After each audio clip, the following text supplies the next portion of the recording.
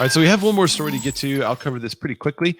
It's just an interesting topic that the condo market is rebounding.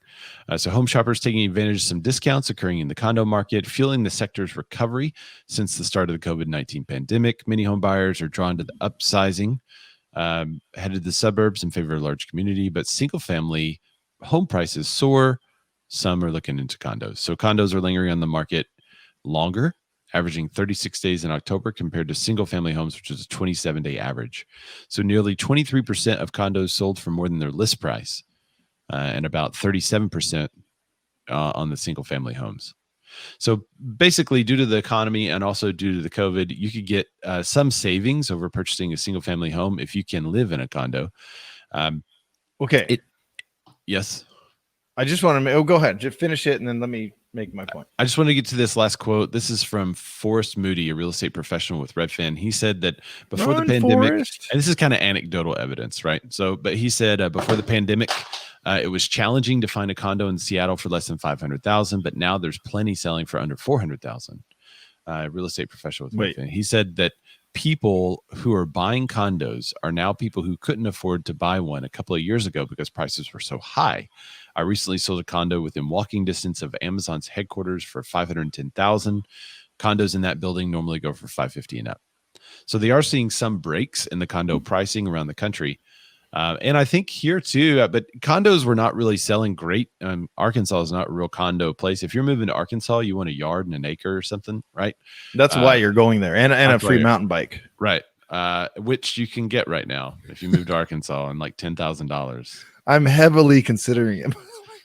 I don't like this plan. It's too many people are going to notice what we have and are going to infiltrate our great state. And then it's going to be just as big as the other cities. But they do have it, not to go off topic, but they do have a great caveat on there. You have to provide something for the local communities and the state. You can't just move there. Right. You have to prove that you're doing something good for the state. So I loved that caveat. I wonder who judges that though. I wonder who's the caveat judge. Well, and then they got to be careful with fair housing, right? Like, your work is in California. No, they don't. They're the government. That's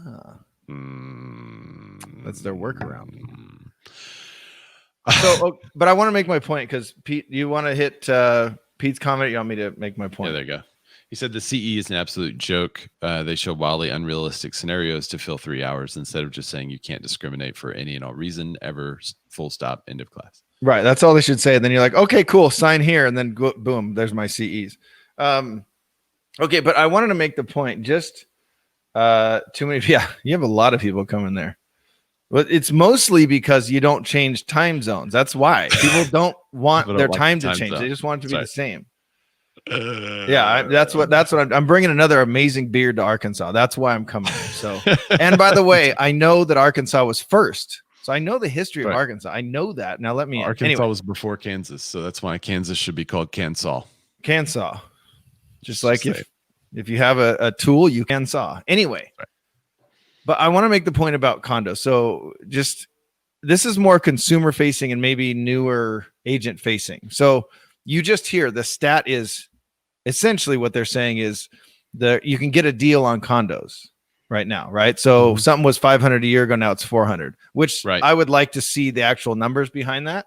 But let's say Susie Orman was true. What? That says 500 and then 400. It's actual numbers. There you go, actual numbers. But like, let's go away from what Susie is stating here. But I got to bring up Susie Orman every week on the show. In case you don't know, she made an outlandish post about 5 months ago that we all jumped on her for. Anyway, you have to remember, though, that condos, and this is a case, maybe it's only in California, but you're going to have an HOA, and that HOA is part of your purchase power. So if you have a $250 HOA, that's essentially $50,000 that could be going towards buying yourself a single family home. So essentially you're cutting down your max purchase price for a single family home, which would be $450 or $500. And again, if you don't need a yard and you want more of the, if it has amenities and all that stuff, but that HOA is part of your purchase power. The lender takes that into account. So if you're purchasing a $500,000 single family home, your condo budget is not going to be the same. And usually we average it to $300 here in Southern California. That's usually what a lender Monthly, rounds right? it up to. So I don't know, just things to think about, that you get a discount, but then you got to pay $300 a month for an HOA that may or may not do something for you in your community. FYI.